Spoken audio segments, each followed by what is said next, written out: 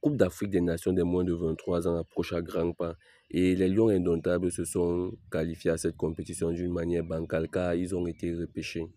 En effet, le Cameroun avait perdu le match du troisième tour qualificatif, pas contre le Gabon, mais après, on s'est rendu compte que le Gabon avait fraudé sur l'âge de langue de leurs joueurs et voilà le Cameroun qui est qualifié. Cette équipe a-t-elle le niveau de cette compétition?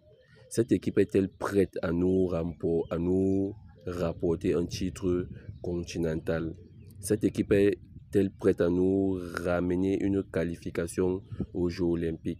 Je tiens à informer le public camerounais que ça fait 15 ans que le Cameroun n'a pas joué les Jeux olympiques. Or, à l'an 2000, le Cameroun avait fini champion des Jeux olympiques.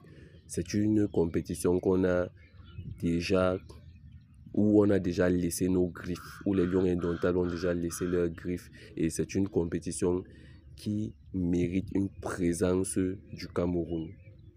Et c'est cette lourde tâche que les Lionceaux doivent accomplir. Pour ma part, c'est une sélection nationale où on doit intégrer beaucoup de jeunes joueurs qui évoluent en Europe, car ce sont des joueurs qui pourront d'abord briguer une double nationalité. Et il faut empêcher ça. C'est une manière de les empêcher de devenir des binationaux.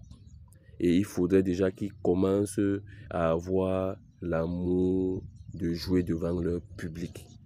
C'est pour cela que nous devons à tout prix prendre tous ces jeunes joueurs qui ont moins de 23 ans et qui sont dans les championnats européens, surtout dans les équipes premières en Europe. Je parle ici de Carlos Baleba.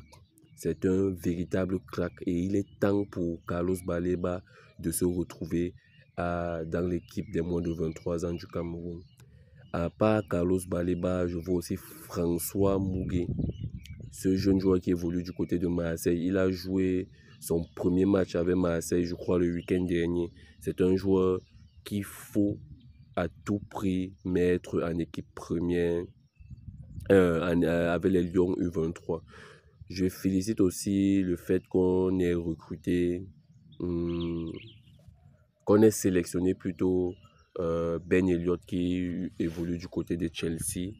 Je félicite aussi la sélection de Enzo Chato qui avait même déjà presque le potentiel de se retrouver en équipe senior. Le fait qu'on prenne ces deux joueurs, on les mette avec les Lions U23, ça va aussi permettre de voir leur leadership. Oui, ça va permettre de voir leur leadership en sélection nationale. Bref, si j'ai oublié un joueur ici, dites-moi en commentaire si vous pensez que sélectionner ces joueurs avec les Lions U23 n'est pas une bonne idée. Il faut plutôt les intégrer directement en équipe senior. Dites-moi aussi en commentaire.